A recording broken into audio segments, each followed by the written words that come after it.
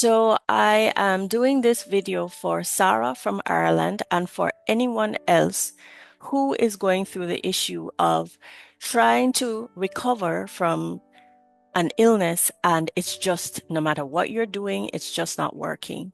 So if you're feeling sick and stuck, then this is just a brief video to help you to navigate your way out of this situation.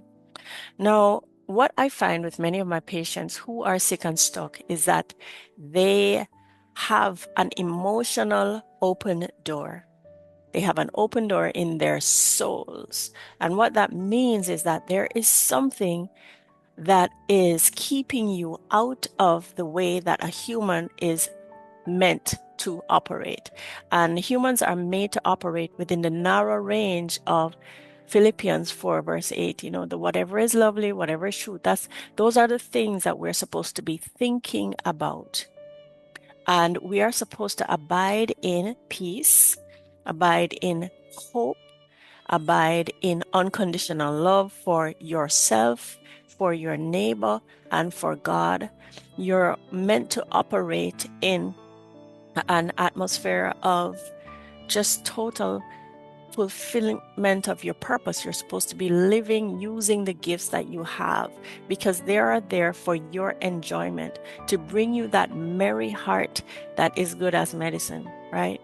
So, but what a lot of us fall down in the area where we are harboring emotions, negative emotions such as fear, uh, anger, bitterness, where we replay things over and over in our heads. Some of us are living in a situation where we feel literally stuck because you are dealing with a personality that is challenging, a personality that is constantly grating at your peace. You are dealing with a trauma that has not been dealt with. Um, and there are other factors, of course, grief. Some persons have prolonged or stuck grief that they haven't been able to work through, or which is just not going away. Some persons would be under like the controlling thumb of another. Maybe you are with a spouse that is just falling so short of your expectations of that person and it's driving you up the wall. For others of you, you may be working with an employer who is just, it's just not nice to you. So whatever form of physical or emotional abuse or whatever situation that you feel you are stuck in because if I leave, I'll starve, or if I leave, what will people say? What has happened is that your body's defense mechanisms have been overwhelmed because of the constant stress that you have been under. So stress can be, oh my goodness, they're foreclosing on the house and we're going to lose our house if we don't come up with this payment, and you may not have it. So that's like regular, that's the stress we think about. But many of us have background stress in the background that's just keeping the back burners going, that's just burning through your cortisol, wearing out your adrenal glands. And when that is happening, even from a scientific perspective, your body will be unable to heal because you are in a constant state of what we call fight or flight mode. So when you're in fight or flight mode, your body is not going to prioritize healing and repair. And so from a scientific perspective, your body just says, look, we can't handle this anymore. And from a spiritual perspective, you have a wide open door for the enemy to cause all kinds of pain and so on. Now, let's not forget that you can have physical root causes of whatever illness, because you can have a scar somewhere, a surgical scar, an injury from childhood that can suddenly start affecting you later on, because inside your body there is a kind of membrane or skin that connects every part to the other parts of your body. And so if you have an injury or a scar from childhood, what can happen is it can contract over time and begin to pull on that internal membrane that pulls on other areas, that causes just a tightening, which compromises circulation and can cause pain and so on later. And we can actually fix that medically. Many doctors don't know how, but it is possible to fix it. But I'm not going to go all the way there, but just to say that you can have physical root causes as well, dental issues that are affecting your whole body, gut issues that are affecting your whole body, and so on. But usually, you can even be deficient in certain nutrients, or you can be having toxins in your body that are contributing to your illness. But usually you can put up with a large amount of toxicity, a large amount of deficiency. You can put up with bad gut health, very bad teeth for a long time. But when that stressor hits, when your body's resources in terms of how to manage the stress that you're going through become overwhelmed, that's when your illness will be triggered to start. And that's the place where no matter what you do, you're going to fall into that 2%. I call these patients my 2%ers who will not heal until we can get to the root. So here are some tips that you can use to try and figure it out if you don't already know your own root causes, which many don't know. You can ask yourself, when did the illness begin? Okay, it began when I was 25. I was working at so and so, and I was going through a divorce, whatever the case may be. So you can look at, when did my illness begin? The second thing is, what is my illness doing to my body? Okay, let's say, for example, my feet are numb. Then you can say, what am I trying to numb out? In what way am I trying to move forward and it's just not working? What is blocking my ability to move forward? Am I afraid? Do I have fear? Yes. Am I thinking that I'm going to disappoint people? Am I thinking I'm going to feel so guilty because I have to leave so and so or do something that, will rock the boat? So there are usually reasons, and each part of the body is a clue as to what emotional root cause there is. What is the illness doing to you? Where the illness is located? Those give you lots of clues.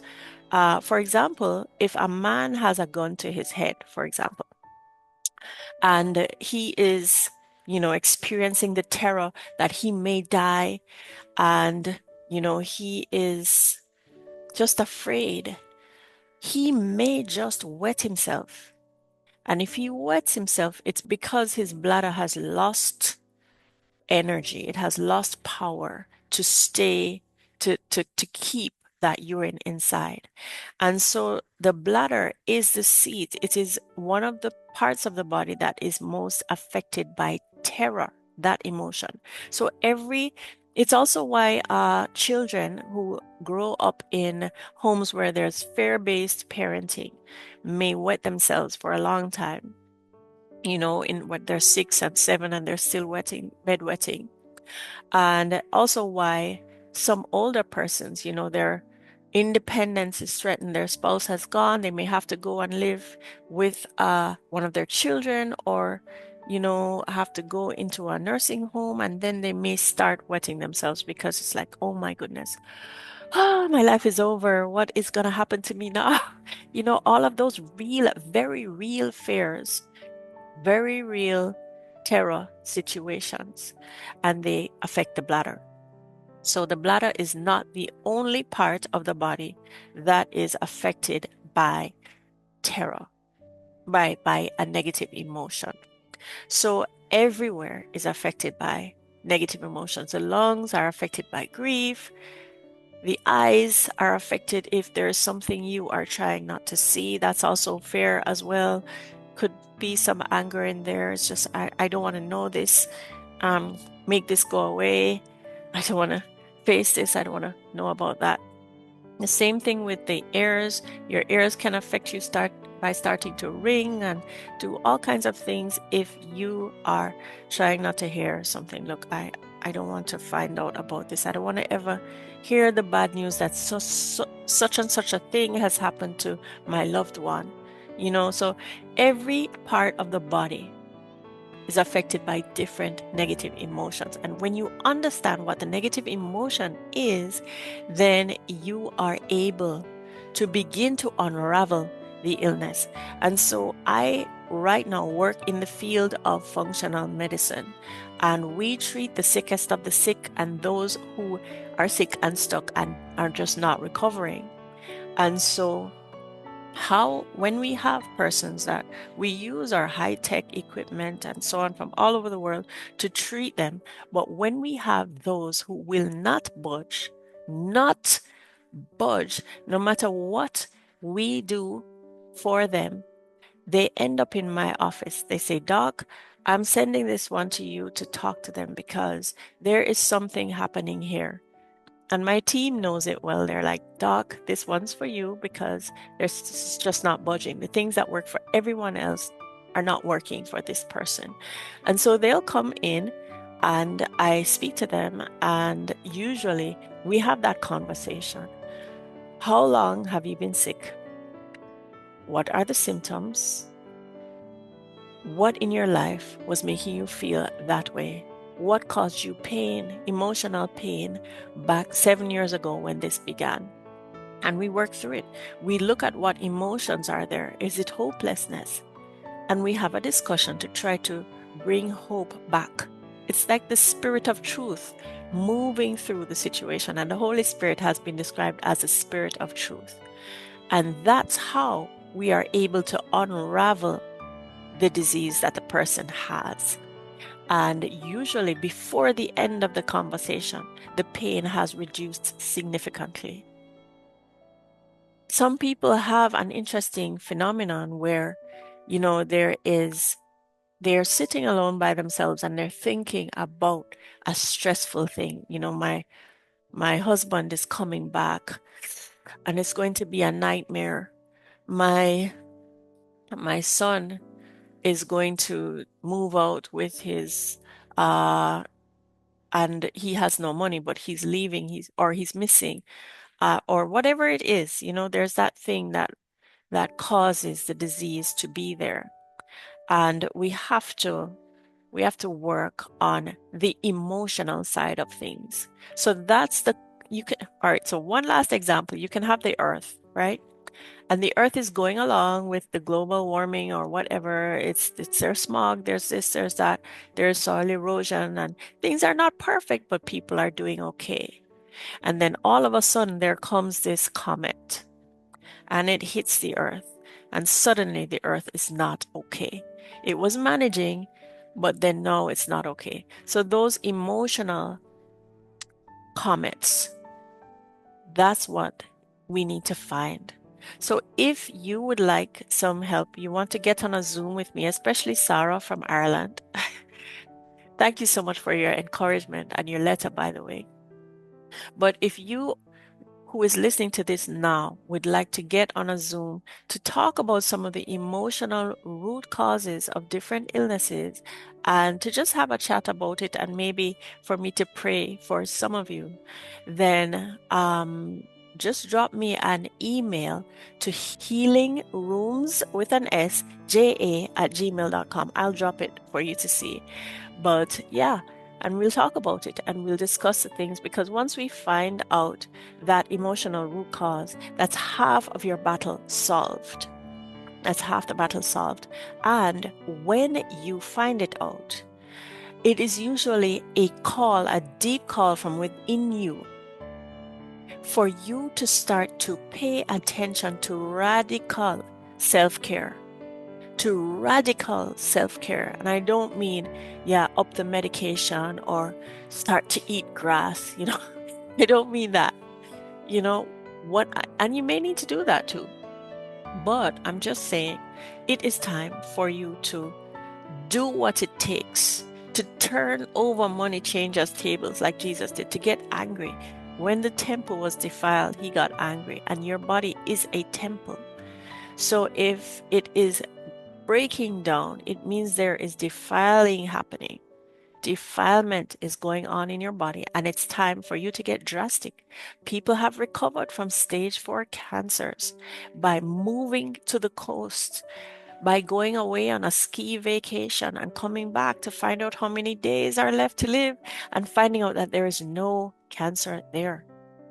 So, happiness, peace, hope, joy, purpose, love unconditionally for you, for yourself, for others, your neighbor, and for God.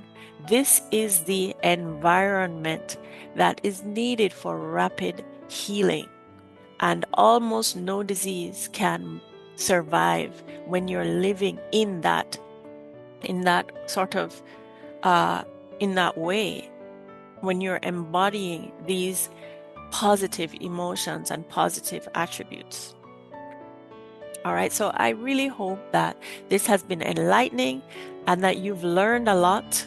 And for those of you who have been sick and stuck and struggling, let's get on that Zoom together. Send me an email, healingroomsja@gmail.com. And if you learn from this and you think that someone else that you know who is sick and stuck and would probably benefit from hearing it, then feel free to share the video from them with them. And if you'd like to hear more content like this, hit the subscribe button and leave me a comment as well. I'm really looking forward to hearing whatever you guys have to share about your own situations and how you managed to heal in the past. And it's such an interesting topic. So until the next video, or until I see you over on that Zoom, bye for now.